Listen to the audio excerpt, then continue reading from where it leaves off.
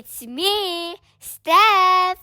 New day, new mini vlog! Nasa continuation pa rin tayo ng aming staycation. Maagang nagising ang aking mama at papa. Kaya naman nag-prepare na agad sila ng almusal. At dahil napagastos agad kahapon, tamang pansit kanton na lang muna ngayon. Buti na lang may pa-free coffee. Di kalaunan, nagising na rin ng aking ate. Mukhang excited sa bago naming pupuntahan ngayon. While waiting na maluto ang almusal, tamang sulyap lang muna sa aming balcony. Napakaganda naman kasi talaga ng view dito, guys.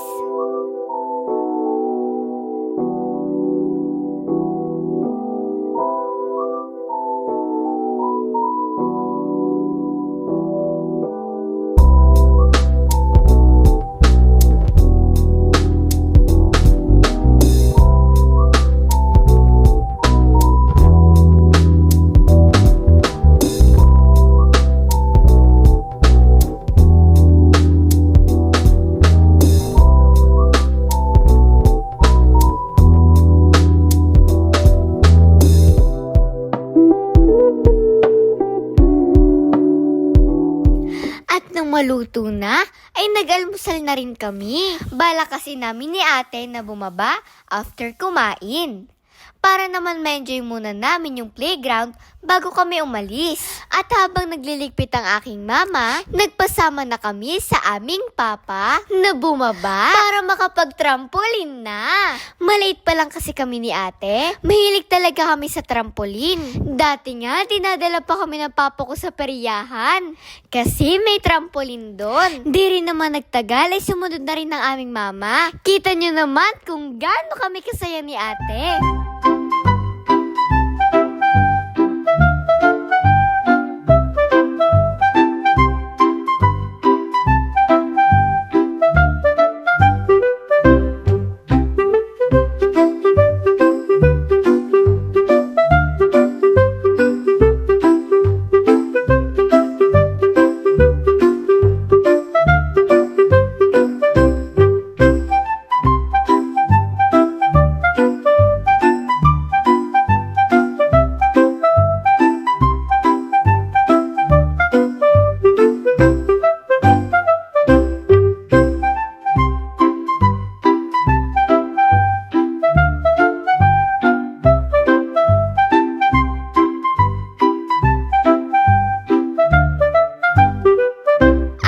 Pagod na kami sa kalalaro, ay nag-decide na kami na bumalik para naman makaligo na kami at makapag-prepare para sa aming pupuntahan ngayong araw. At super excited na kami ni ate. Hindi ko na patatagalin pa. Gora bells na agad! Baby girl, you are so pretty, pretty, pretty, pretty. Baby girl, you are so pretty, pretty, pretty, pretty. Venus made you just to trick me, trick me, trick me, trick me. 'Cause baby girl, you are so easily pretty. The only reason that I can Outfit check muna tayo. Sinuot ko na agad yung Crocs na binili sa akin ng papa ko. O, diba? Bongga!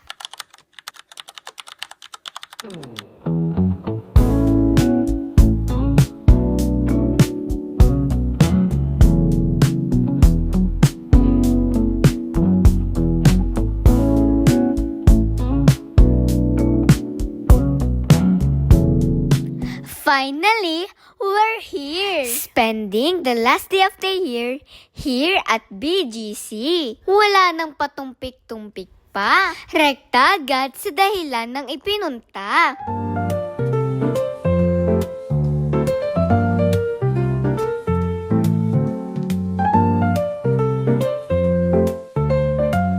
Ganito rin ba kayo, guys?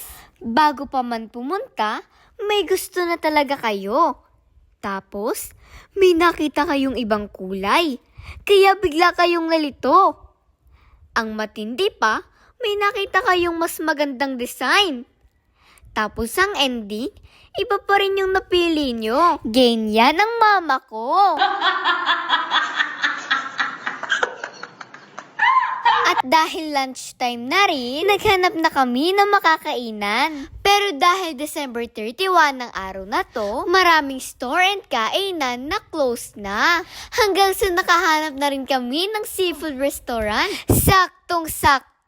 Gutom na kasi kami, guys. And buffet pala dito. Nagpo-order din ang papa ko ng lobster. Nung nasa Australia kasi siya, guys, palagi niyang pinapakita sa amin kapag nanguhuli siya ng lobster doon. Huy, hindi mangingisda ang papa ko, May part daw kasi doon na pwedeng mangawil ng libre. O, diba? Bongga!